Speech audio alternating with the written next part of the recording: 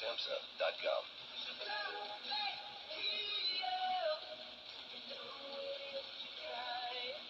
KSL-FM Midvale, KSL Salt Lake City. You're listening to a previously recorded broadcast of Dave and Dujanovic.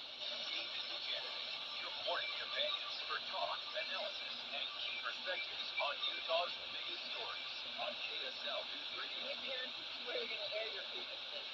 Just get ready to call in the next segment. We're here for you. With this new report that came out from NBC News, wanted to talk about how much parents are paying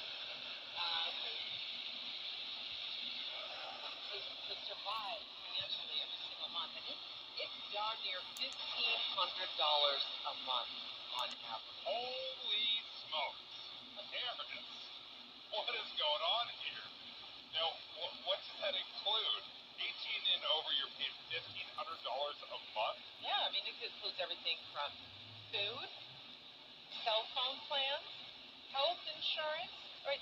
I don't know that really counts, because you can stay on your parents' health insurance until you're 26 now, and I think that was a change that was made years ago. And